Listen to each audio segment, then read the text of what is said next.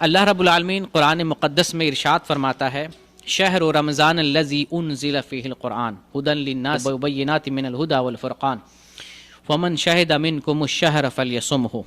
اللہ رب العالمین قرآن کی اس آیت کے اندر رمضان کی ایک عظیم فضیلت کو بیان کر رہا ہے کہ رمضان وہ مہینہ ہے جس میں قرآن اتارا گیا۔ رمضان کی فضیلت میں سے ایک بڑی فضیلت یہ ہے کہ اس ماہ مبارک میں اللہ تعالیٰ نے دنیا کی عظیم کتاب کو نازل کیا۔ وہ عظیم کتاب جس پر کامیابی کا انحصار ہے، جس کے زیر سایہ ایک مومن زندگی گزارتا ہے، اسی کتاب پر عمل کرنے کی بنیاد سے انسان آخرت میں نجات پائے گا۔ اس عظیم کتاب کو اللہ رب العالمین نے اسی ماہ مقدس میں لیلۃ القدر میں نازل فرمایا۔ اس کو اللہ رب العالمین بیان کر رہا ہے شہر رمضان الذی انزل فیہ القرآن۔ رمضان وہ مبارک مہینہ ہے، وہ ماہ ہے، وہ مہینہ ہے جس میں ہم نے قرآن کو نازل کیا یا جس میں قرآن نازل کیا گیا۔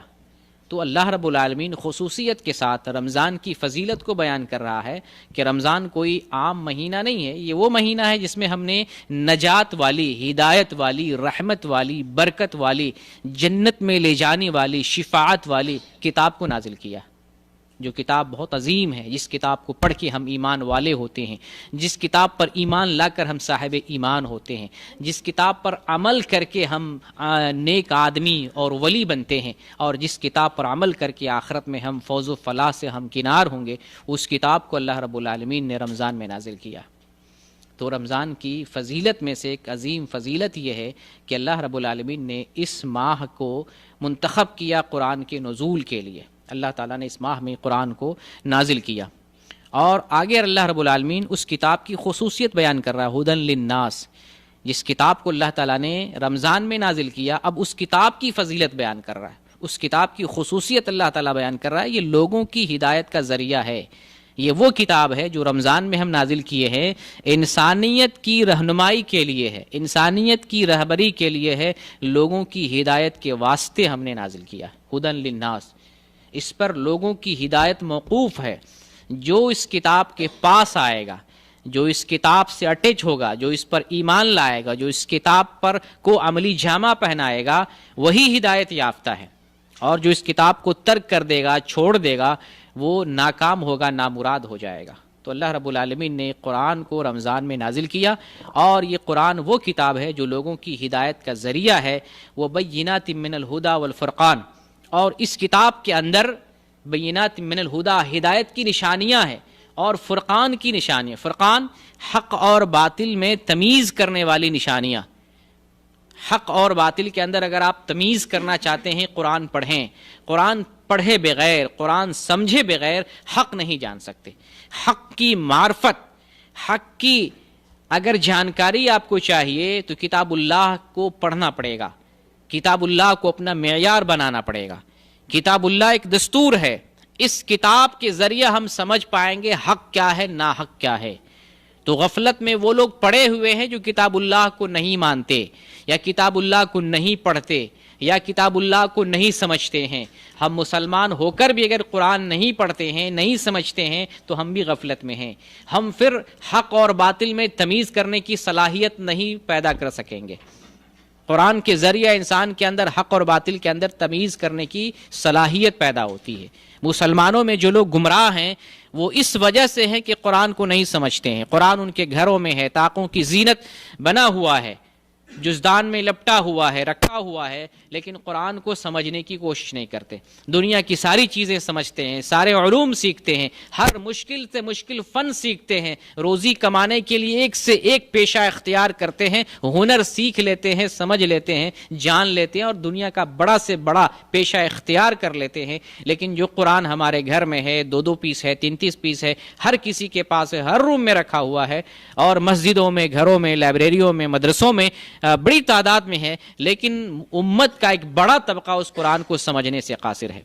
جب مسلمان قرآن سمجھنے لگ جائیں گے، مسلمانوں سے بدعقیدگی ختم ہو جائے گی، ایمان کی کمزوری ختم ہو جائے گی، مسلمانوں کا اختلاف مٹ جائے گا، مسلمانوں کی عملی کمزوری دور ہو جائے گی، مسلمانوں میں جو فرقے ہیں، نا اتفاقیاں ہیں، اختلاف ہیں، مسائل کے اندر جو ہے الجھے ہوئے ہیں، یہ سارے فتنے ختم ہو جائیں گے۔ قرآن سے دوری، قرآن کو نہ سمجھنا اور قرآن کو نہ سمجھ کے پڑھنا، یہ ایک بہت بڑی وجہ ہے جس وجہ سے انسان جو ہے آپس میں اختلاف میں پڑے ہوئے ہیں، قرآن سے جو ہے ہدایت نہیں لے پا رہے ہیں، قرآن جس کام کے لیے، جس مقصد کے لیے نازل کیا گیا ہے وہ مقصد پورا نہیں ہو رہا ہے۔ تو اللہ رب العالمین نے قرآن کو رمضان میں نازل کیا، یہ قرآن لوگوں کی ہدایت کا ذریعہ ہے، اور افسوس ہے جب یہ قرآن لوگوں کی ہدایت کا ذریعہ ہے اور مومن اس قرآن سے فائدہ نہیں اٹھا پا رہا ہے، مسلمان نہیں اٹھا پا رہا ہے، تو یہ افسوس کا مقام ہے۔ یہ کتاب لوگوں کی ہدایت کا ذریعہ ہے، یعنی عام لوگوں کے لیے، پوری دنیا کے لیے، یہاں مومن فائدہ نہیں اٹھا پا رہا ہے، مسلمان کہلایا جانے والا قرآن سے فائدہ نہیں اٹھا پا رہا ہے، تو یہ افسوس کی بات ہے، بڑا افسوسناک پہلو ہے۔ اس کتاب کو پڑھنے کے بعد یہاں سے ہدایت ملتی ہے، عقیدہ درست ہوتا ہے، عمل صحیح ہوتا ہے، اللہ کا خوف پیدا ہوتا ہے، آخرت کی فکر پیدا ہوتی ہے، عقیدہ توحید راسخ ہوتا ہے قلب کے اندر، جگر کے اندر، انسان کے اندر۔ تو اللہ تعالیٰ نے قرآن کو ہدایت کا ذریعہ بنایا، لوگوں کی ہدایت کا ذریعہ بنایا۔ اس قرآن کے اندر ہدایت کی نشانیاں ہیں، اور اس قرآن کے اندر فرقان ہے۔ فرقان کا مطلب حق اور باطل میں تمیز کرنے کی نشانی۔ تو یہ تمیز کرنے کی نشانی اس کو دستیاب ہوگی، ملے گی جو قرآن کو سمجھے گا، قرآن میں غور و فکر کرے گا۔ جو قرآن کو نہیں سمجھ پائے گا، قرآن میں غور و فکر نہیں کر پائے گا، اس کو حق اور باطل میں تمیز کرنے کی صلاحیت پیدا نہیں ہوگی۔ قرآن کی تلاوت کرنا ہی کافی نہیں ہے، قرآن کو سمجھنا اصل ہے تاکہ ہم اس پر عمل کریں۔ قرآن اس لیے نازل کیا گیا تاکہ ہم اس سے ہدایت لیں، قرآن اس لیے نازل کیا گیا تاکہ ہم اس کو دستور کی حیثیت سے اپنی زندگی میں نافذ کریں، قرآن اس لیے اللہ تعالیٰ نے اتارا ہے تاکہ ہم اس پر عمل کریں، اپنی عملی زندگی میں اس کو نافذ کریں اور لاگو کریں، اس لیے آیا ہے۔ تو جب ہم سمجھیں گے نہیں، لاگو کیسے کریں گے؟ جب ہم اس میں غور و فکر نہیں کریں گے، اس پر کیسے چل پائیں گے؟ جب اس کو ہم جاننے کی کوشش نہیں کریں گے، اس کو عملی جامہ کیسے پہنائیں گے؟ تو قرآن اس مقصد سے نازل ہوا۔ آج ہمارے درمیان بڑی بڑی باتوں میں اختلاف ہے، بڑی بڑی باتوں میں اختلاف ہے، قرآن میں اس کا ذکر ہے اور ہمیں پتہ نہیں، ہم اختلاف میں پڑے ہوئے ہیں، ہم غلط عقیدہ رکھتے ہیں، غلط تصور رکھتے ہیں، غلط باطل عقائد میں جو ہے ملوث ہیں، باطل طریقے پر چل رہے ہیں، اور باطل افکار و نظریات کے ہم حامل ہیں، اور ان سب چیزوں کا جو ہے رد قرآن میں موجود ہے، لیکن قرآن پڑھتے نہیں ہے۔ آگے اللہ رب العالمین ارشاد فرماتا ہے فَمَن شَهِدَ مِنْكُمُ الشَّهْرَ فَلْيَصُمْهُ، جو رمضان کا مہینہ پائے وہ روزہ رکھے۔ قرآن کی اس آیت سے معلوم ہوتا ہے فَمَن شَهِدَ مِنْكُمُ الشَّهْرَ فَلْيَصُمْهُ، جو رمضان میں حاضر ہو، پایا جائے، رمضان پا سکے، رمضان پائے، وہ روزہ رکھے۔ اس آیت کا مطلب یہ ہے کہ جو آدمی مسلمان ہے، بالغ ہے، مکلف ہے، اس پر روزہ فرض ہے۔ یہ آیت بتاتی ہے بالغ مسلمان پر روزہ فرض ہے، جو مکلف ہے، شریعت کا مکلف ہو گیا ہے، جو دیوانہ پاگل نہیں ہے، جو صحت مند ہے، بیمار نہیں ہے، تندرست ہے، توانا ہے اور مکلف ہے، دیوانہ مجنون نہیں ہے، وہ اس پر جو ہے روزہ فرض ہے۔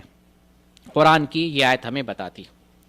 تو ایک فضیلت ہم نے رمضان کی بتائی کہ رمضان کی ایک فضیلت یہ اللہ تعالیٰ نے اس میں قرآن کو نازل کیا۔